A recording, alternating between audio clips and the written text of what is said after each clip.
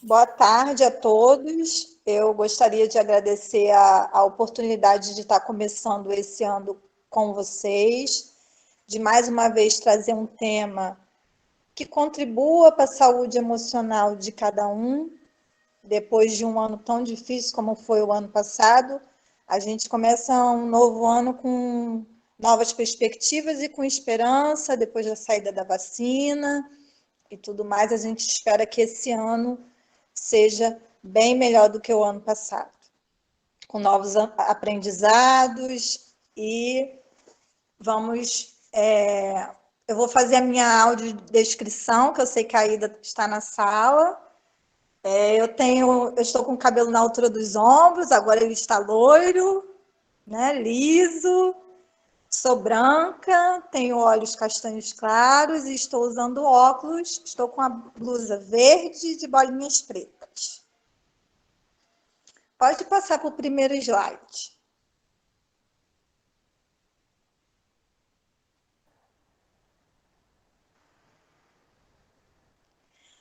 Eu gostaria de começar perguntando como que você ficou emocionalmente na pandemia.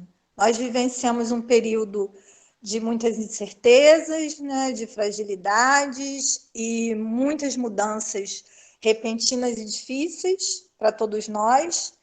Então, vivenciamos muitas emoções ao mesmo tempo, né? Tristeza, medo, angústia, ansiedade. Foi um turbilhão de emoções que nós vivenciamos no ano passado. Então, muitos mecanismos compensatórios foram ativados, né? Alterações de sono, alterações de apetite. O nosso corpo também sentiu muito.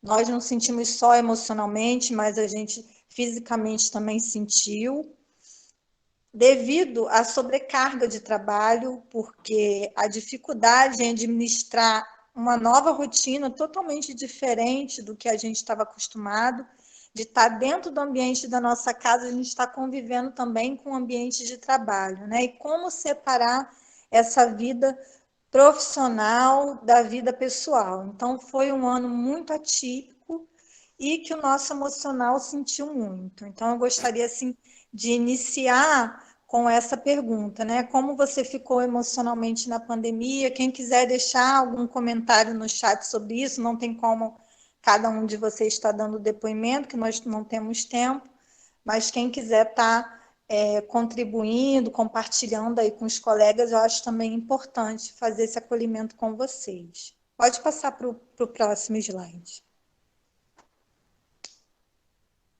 Alguém se identifica aí com essa figura, né, de uma professora assim estressada, preocupada, porque apesar de ter sido assim um ano que causou muita estranheza, né, além do período de adaptação, foi um ano de estresse também. Acho que teve um período assim na pandemia, chegou a um nível que também causou uma certa sobrecarga, né, de você estar conciliando ali tudo na sua casa acontecendo ao mesmo tempo, né, conciliando o papel de professora e de mãe, de avó e de pai, né, ali tudo acontecendo no mesmo ambiente para fazer essa separação, para você separar os horários, para você não trabalhar além da conta, e isso tudo foi muito difícil administrar. E tem essa chargezinha, né, colocando aí a professora preocupada em mandar um vídeo, né, preocupada em formatar o vídeo de acordo com o que a escola estava pretendendo, e ela atendendo as questões ali do dia a dia da casa, ali tudo acontecendo ao mesmo tempo. Então, acho que isso também foi um retrato desse ano que passou, né? Está conciliando aí essas duas rotinas e está aprendendo, né? Tudo novo, não sabendo muito mexer com a internet, não sabendo muito mexer com as novas plataformas e tendo que dar conta disso tudo muito rápido. Pode passar para o próximo.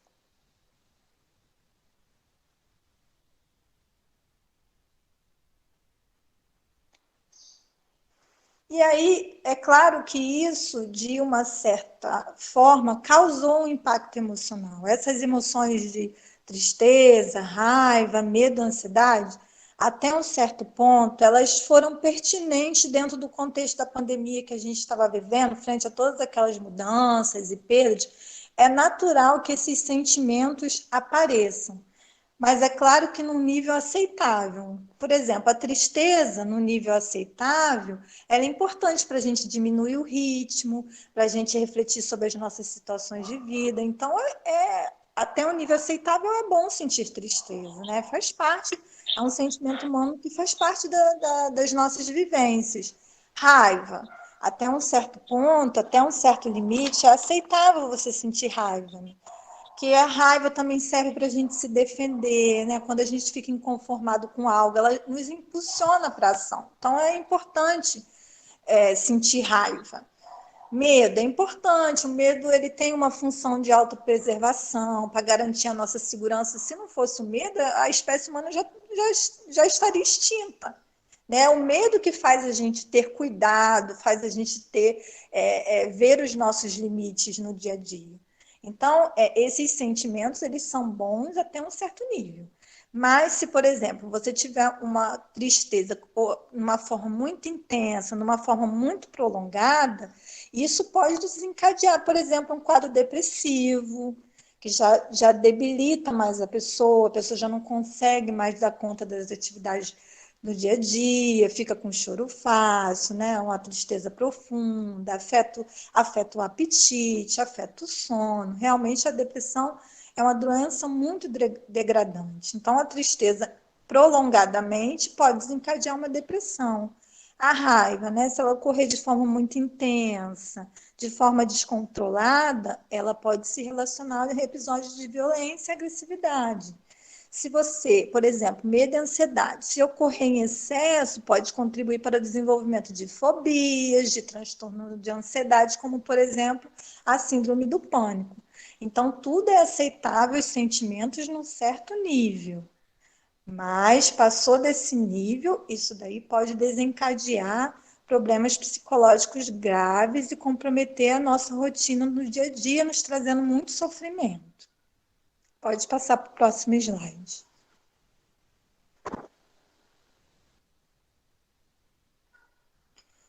Mas nem tudo foi ruim o ano passado, né? Nem tudo foram só esse impacto emocional que nós tivemos, mas nós tivemos também muita superação. E eu não posso deixar de falar dos aprendizados que ocorreram em meio a todas essas dificuldades, porque relembrar essas metas alcançadas é importante para a nossa autoestima. É importante a gente saber relembrar tudo que a gente superou. E aí eu trouxe aqui tudo que vocês venceram ano passado. Né? A reinvenção das práticas pedagógicas. Vocês realmente se reinventaram frente a todas as dificuldades. O aprendizado de novas tecnologias. Cada um se esforçou da maneira que pôde para poder estar aprendendo, para dar o melhor de si. A adaptação do plano de aula que completamente diferente ao que vocês vivenciaram anteriormente. Nova relação com os alunos e com a família à distância, vocês superaram em relação a isso. Organização da rotina do trabalho, separado da rotina do dia a dia. E continuidade do trabalho, mesmo com todas as preocupações desse cenário, vocês conseguiram enfrentar todas essas perdas, essas angústias e dar continuidade, completaram o ano passado com louvor. Então, é importante para a gente está começando, é claro, a gente não vai fingir que nada aconteceu, mas é importante a gente lembrar tudo que a gente superou para a gente poder seguir em frente. Pode passar para o próximo slide. E quais vão ser esses desafios pedagógicos, né, desse nosso tempo que nós estamos vivenciando agora? É claro que agora, né, mesmo nesse contexto do ensino híbrido, o que mais nos preocupa é o ensino presencial. Vencer esse medo de adoecer e a ansiedade frente ao desconhecido, como é que vai ser no dia a dia, se vai ter como cumprir com os protocolos de segurança, se a escola vai dar as condições necessárias para isso, como que vai ser a organização, isso tudo gera muita ansiedade. Então, a gente, com calma, aos poucos, eu acho importante esse planejamento, essas reuniões, essas discussões, para a gente baixar um pouco essa ansiedade, esse medo todo do desconhecido, de como que vai ser. Tá? O professor, como protagonista, né, nesse processo de retomada, não tem como a gente não colocar o professor em evidência, embora essa nova realidade seja um desafio para todo mundo na escola. O professor ele vai ter um papel fundamental em estar pensando novas estratégias pedagógicas, estratégias de acolhimento desses alunos, dessas famílias, repensar projetos a partir da avaliação dos alunos, que os alunos vão chegar com muitas dificuldades, que o professor vai ter que ter um olhar para isso. Ou organizar a rotina com outros combinados, que vai ser uma rotina completamente diferente do que vivenciava antes. Então, tudo isso o professor vai ter um papel importante nesse processo todo. Contribuir para a incorporação dos protocolos de segurança numa responsabilidade compartilhada. Por que é importante frisar isso? Isso não é só responsabilidade do professor. Primeiro que a gente tem que ter a noção de que 100% desses protocolos não vai ser cumprido 100%. Que ali no dia a dia vai acontecer alguma intercorrência, vai acontecer alguma coisa que foge, não é só ali o controle dentro da sala de aula. Então, a gente ir com essa noção de que não vai dar, evitar essas expectativas irreais, já é um passo importante. E é necessário, seria injusto a gente colocar essa responsabilidade sobre o professor. Não, é necessário que todo o coletivo, né, todos da escola, a família, a comunidade, todos têm uma responsabilidade em estar cumprindo com esses protocolos, né, esses protocolos. E é importante ter um diálogo transparente sobre isso, né, entre escola, família e comunidade, né, que não é só cobrar do professor, mas é um papel de todos, tá? Sugerir que todos os espaços da escola sejam de escuta e acolhimento, e essa escuta e acolhimento nos espaços da escola não tem que ser só voltada para o aluno, não tem que ser só voltada para a família, tem que ser voltado para os professores também. Vocês vão precisar de muita acolhida da equipe pedagógica, dos gestores. Frente às dificuldades, vocês vão precisar trabalhar em parceria. Ninguém vai dar conta disso tudo sozinho, né? Então, é preciso ter esse acolhimento tanto para os alunos, para as famílias, quanto para os profissionais também. Pode passar para o próximo.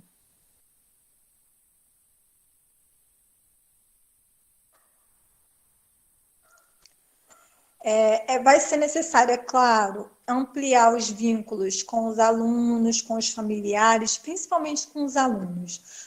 Os professores têm que estar mais próximo do seu aluno, tem que estar numa relação mais conectada, porque às vezes o aluno está quietinho, está em silêncio ali na dele, mas ele está em sofrimento. Então vai ser preciso um acolhimento diferenciado, vai ser preciso ouvir esse aluno, ouvir tudo que ele vivenciou o ano passado, vai ser importante retomar isso com ele, porque não dá para começar do nada, né? Fingir que foi uma grande pausa, né, uma férias prolongada e de repente voltou para a escola. Não, isso tem que ser contextualizado, né, para que as crianças entendam, para que os alunos entendam, para que os familiares entendam. Isso tem que ser, de certa forma, levado em consideração, tem que se ter esse olhar. Então, esses vínculos precisam ser ampliados. Desenvolver coletivamente estratégias de intervenção junto aos alunos e às famílias, né? Sobre esses novos desafios, como enfrentar o luto,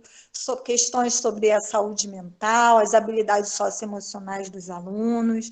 Isso tudo vai também ter que ser levado em consideração. A situação vivida ainda é muito delicada, né? Muitos foram as perdas, então é preciso a gente reconhecer essa vulnerabilidade e trabalhar com essas estratégias vai ser muito importante.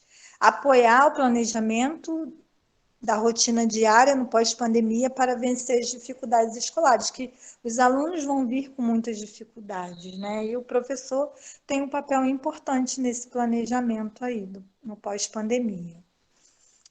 E contribuir também com a busca ativa dos alunos, que muitos alunos vão ficaram para trás, né? Pode ser que muitos não voltem para a escola. Então, o professor também tem um papel em estar contribuindo aí nessa busca, pensando aí junto com a equipe pedagógica estratégias, sugestões, planejamentos para que esses alunos sejam atraídos de volta para a escola. Pode passar para o próximo slide.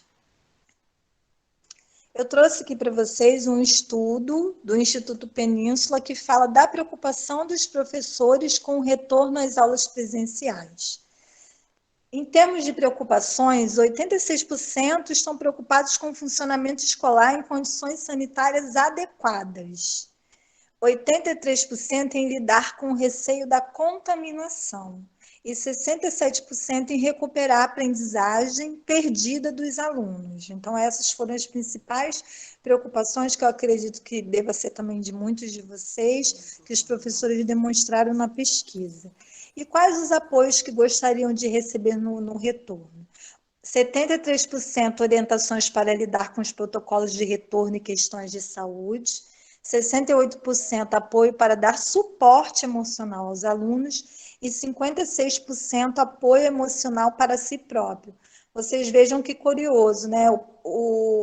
Existe uma porcentagem maior, os professores estão mais preocupados em ter apoio para dar suporte para os alunos do que ter apoio para eles mesmos.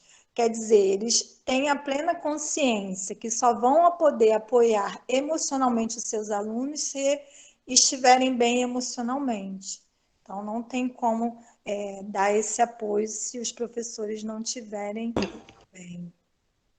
Pode passar para o próximo.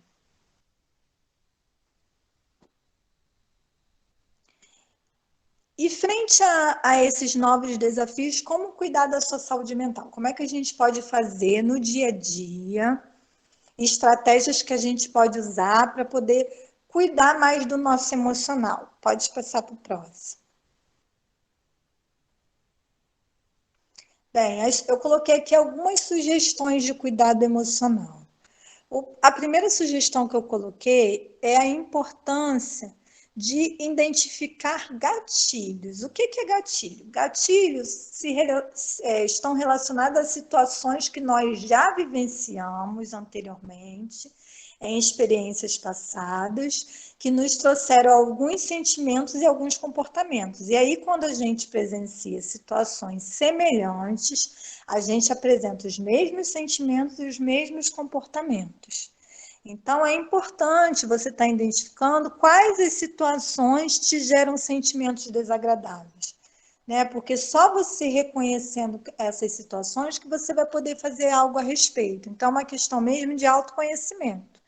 É importante você saber o que te gera ansiedade, o que te deixa triste, o que te gera angústia, porque você só vai poder intervir, só vai poder atuar nessas emoções negativas se você souber o que está te causando isso. Então, é importante você estar atento.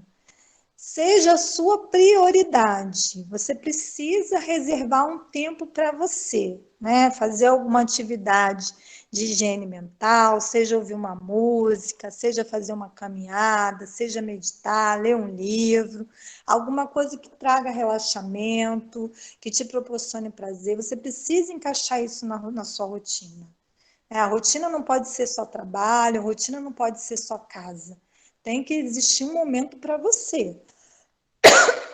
Que seja importante você estar atento à sua higiene mental, tá? Lembre-se que sem o equilíbrio emocional fica difícil gerir a vida e o trabalho sem sofrimento.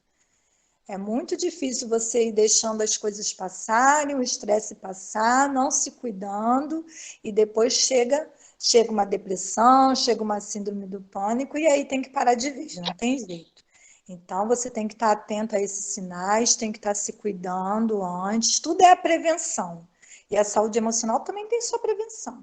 Estar se alimentando também adequadamente é importante, fazer uma higiene do sono é importante. Como, por exemplo, trabalho tem horário. Nada de trabalhar nos finais de semana. Eu acho que quem coloca o limite do trabalho somos nós. Se a gente deixar ele invadir o nosso final de semana, extrapolar meia-noite, 1 hora da manhã, 2 horas da manhã, né? Levar o trabalho para cima da cama, ficar fazendo refeição, olhando no WhatsApp, olhando coisa de trabalho. Não, você que tem que colocar um limite para isso. Se você está almoçando, se você está fazendo a sua refeição, você não vai ficar olhando no WhatsApp, não vai ficar olhando coisas de trabalho, não vai ficar atendendo ligação. Não. Agora você tem que se permitir. Se você deixar isso invade, você não tem mais descanso. Ainda mais o professor, que acaba sempre levando algum trabalho para casa. Então, você tem que saber estruturar os horários, para você não ficar muito assoberbada de coisas, tá? Pode passar para o próximo. Estabeleça novas relações com a escola. Primeira coisa, nada de você ficar fazendo coisas que não são da sua função. Então, eu acho que isso tem que ser deixado bem claro, porque às vezes nós convivemos com muitas pessoas adoecidas no nosso meio de trabalho. Às vezes a gente não está adoecido, mas tem outras pessoas que a gente está convivendo, às vezes é um gestor, né? Às vezes são outros colegas que estão adoecidos e começa a colocar um monte de coisa para a gente fazer, além do que é a nossa obrigação de trabalho. E se a gente não pontuar isso para os colegas, não delimitar isso, quem se prejudica somos nós. Então, vai evitar sobrecarga estabelecendo uma parceria, né, com a equipe pedagógica, com a família, tendo uma comunicação muito clara e direta sobre também o que você está tendo quanto dificuldade, as suas necessidades de apoio. Também não vai colocar que tudo é sua obrigação e tudo você tem que dar conta. Não, vai ter muita coisa difícil que você vai passar e que você vai precisar da ajuda, do apoio dos outros profissionais da escola. Né? Então, evitar se envolver em outros assuntos extra, como de gestão e administrativo, que não são da sua função e que a gente acaba acumulando e isso só traz mais estresse, só traz mais sobrecarga, tá? Outra coisa, pegue leve com você. Acho que a gente se cobra muito, né? A gente fica numa postura muito de julgar, né? De cobrança, muito crítica com nós mesmos e nós não estamos vivendo um período para isso. Nós estamos vivendo um período em que todos nós estamos vivendo momentos difíceis e que é uma fase de adaptação para todos. Então, não é um período da gente ficar se cobrando, é um período da gente da gente compartilhar com os outros as nossas dificuldades. Tá? Essa questão de se conectar com uma rede de apoio à sua volta é muito importante. Vocês, como classe, né, os professores, vocês têm que estar mais próximos, né? Seja mesmo, né, não só num grupo de WhatsApp para falar outras coisas fora da escola, mas conversar também, dividir angústias, dividir frustrações, né, marcar de sair junto. Vocês precisam se aproximar mais, porque vocês estão vivenciando as mesmas coisas. Então, isso vai ser importante, vocês estarem trocando uns com os outros. Essa acolhida entre vocês vai ser fundamental, essa compreensão. Então, sejam mais unidos entre vocês. Isso é muito, muito importante para ter uma rede de apoio assim, tá? Dentro do nosso trabalho. Pode passar para o próximo. Investir nas habilidades socioemocionais. A gente sabe que na proposta curricular atual, para os alunos, tem muito essa coisa de estar trabalhando as habilidades socioemocionais, e a gente sabe o quanto vai ser importante trabalhar isso nos alunos. Mas mais importante que trabalhar isso nos alunos, vai ser trabalhar com vocês. Vocês vão precisar de muitas dessas habilidades nesse ano. Então, não tem como vocês desenvolver essas competências nos alunos se não tiverem desenvolvida em vocês mesmos, né? Então, uma das competências primordiais que eu acho muito necessária para esse período é a empatia, que é a capacidade de se colocar no lugar do outro, né? De estar compreendendo as dificuldades das outras pessoas e estar nessa ajuda mútua, que a chave desse ano é o coletivo, é a coletividade, é pensar na coletividade. Então, se a gente não tiver empatia, se a gente não se ajudar dentro da escola, vai ser muito difícil, vai ser muita sobrecarga que nós vamos ter. Então, vamos ter que ser parceiros, vamos ter que ser empáticos uns com os outros. Resiliência. Resiliência também é uma palavra-chave, né? Que é a capacidade de lidar com os problemas e adaptar-se às mudanças. A gente está num ano disso, né? Num ano também de adaptação, assim como foi o ano passado. A capacidade também é a competência de autogestão, né? Que é gerenciar nós mesmos a fim de conseguirmos realizar as nossas tarefas. Duas capacidades de autogestão importantes que eu coloquei aqui, que vai ser a persistência, que a gente sabe que não é de uma hora para outra que a gente vai conseguir organizar esse ano letivo. Então, nós vamos ter que estar muito focados nos nossos objetivos, né? Sendo essencial para esse momento desafiador a persistência. E a responsabilidade também, que é buscar fazer sempre o melhor para todo mundo, né? Sempre estar pensando nesse coletivo. Pode colocar no próximo. E se nenhuma dessas estratégias funcionarem, Luana, o que eu faço?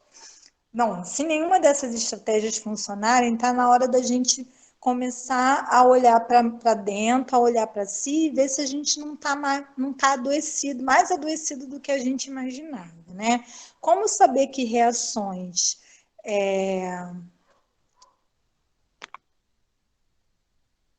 só um minutinho. Como saber que reações esperadas nesse processo estão tornando-se sintomáticas? Bem, o primeiro é o período que esses sintomas estão durando, né? Se forem sintomas que estão muito persistentes, né? Como aqueles sintomas de medo que eu falei para vocês, de ansiedade, de angústia, que estão se prolongando por um tempo muito grande, já é para estar de antena ligada se vocês já não estão mais adoecidos do que estão pensando, né? Se vocês estiverem com sofrimento intenso, com complicações associadas como pensamentos de morte, né? De querer morrer, de não querer mais viver, é importante estar com, com a antena ligada para isso.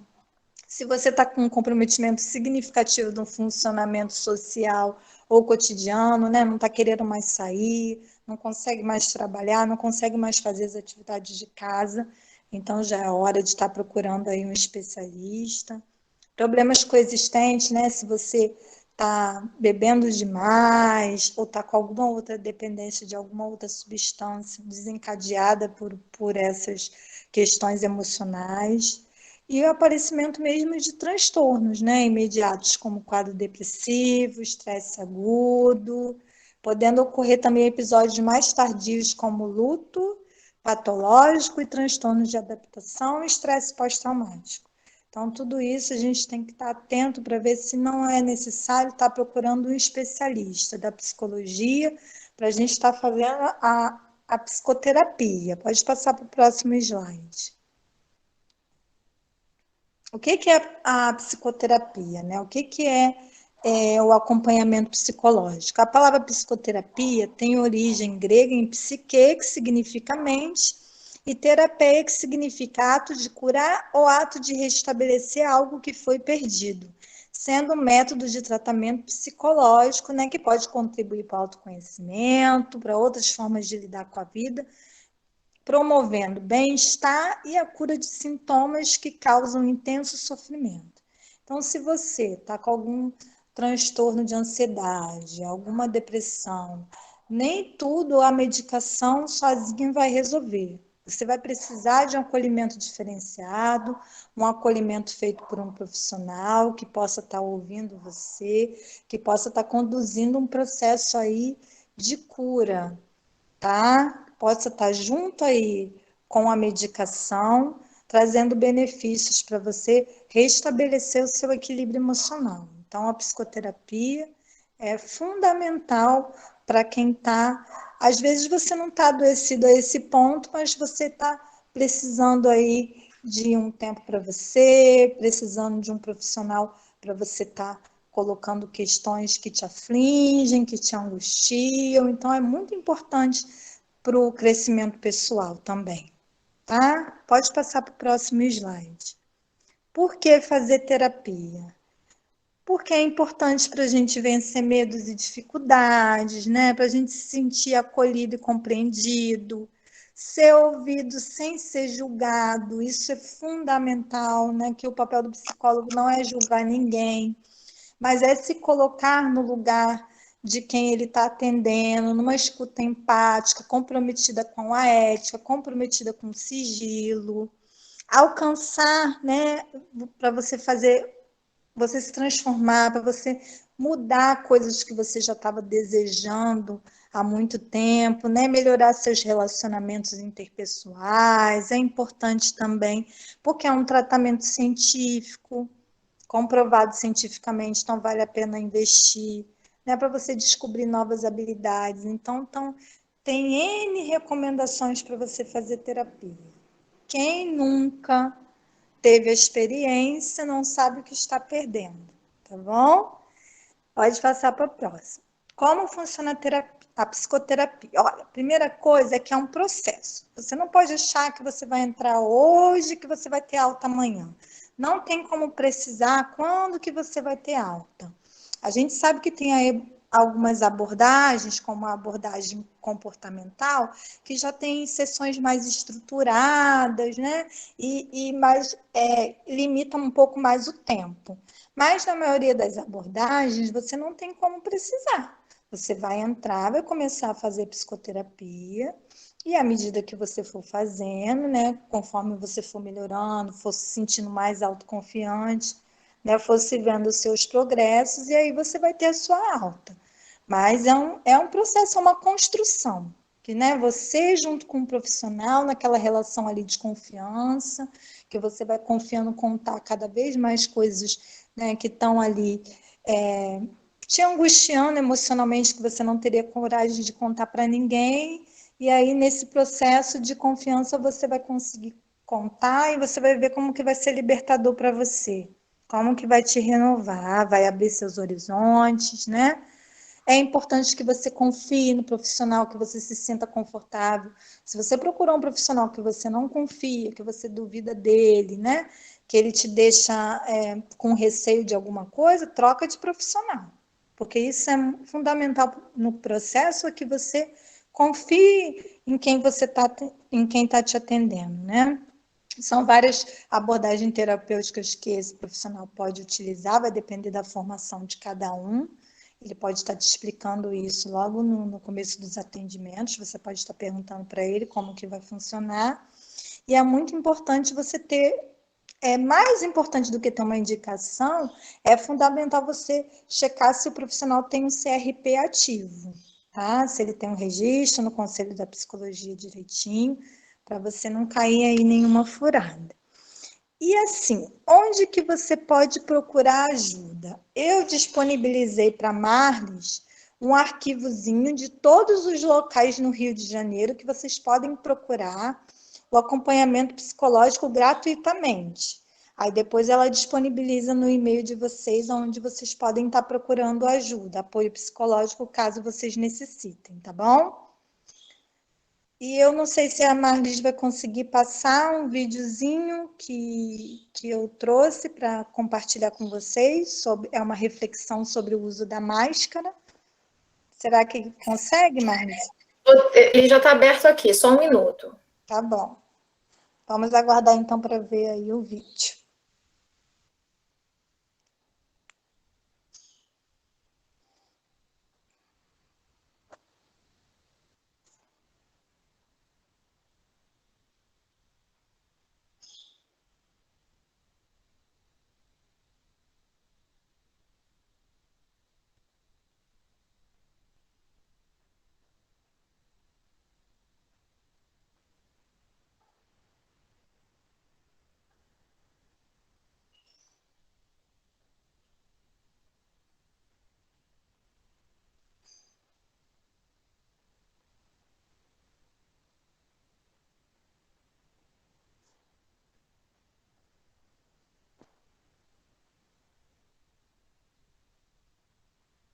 Vocês conseguem ver? Estou vendo já a tela. Vamos ver se conseguimos passar. Só um minuto.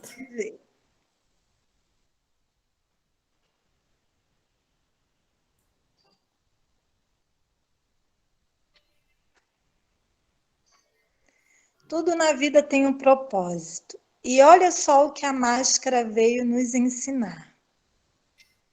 Ela empurra nosso nariz para baixo, nos mostrando que não podemos ter o nariz empinado. Ou seja, somos todos iguais. Ninguém é melhor que ninguém.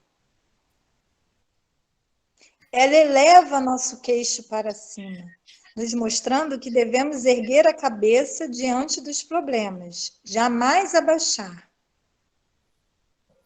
Ou seja, desanimar, desistir.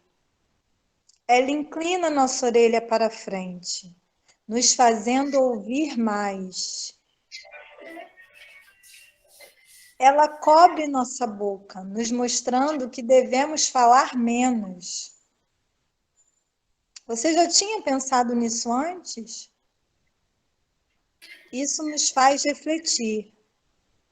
Menos arrogância, mais otimismo, ouvir mais, falar menos. Toda situação traz uma lição. E nessa pandemia não foi diferente. Realmente trouxe muitas lições para a gente, muitos aprendizados, inclusive no próprio uso da máscara, a gente pôde ver que a gente aprendeu muito com ela. Tá bom? Gostaria de agradecer esse momento, essa tarde que tive com vocês. Agradecer a oportunidade, é sempre muito bom estar no encontro com os professores, poder estar contribuindo de alguma forma com a saúde emocional de vocês. Espero que todos tenham gostado. Se alguém tiver alguma dúvida, quiser fazer alguma pergunta. Pessoal, o chat está aberto para perguntas, tá? Para palestrantes. Quem quiser fazer, coloca lá no chat. Oi, gente, não consegui colocar aqui, mas eu vou enviar para a subsecretária, ela vai colocar no grupo dos diretores e eu vou pedir para compartilhar com vocês, tá? Vou interromper a gravação, que de repente... Primeiro agradecer, né, Luana, você, e agora eu vou interromper a gravação, que de repente elas se animam depois da gravação. Só um minuto.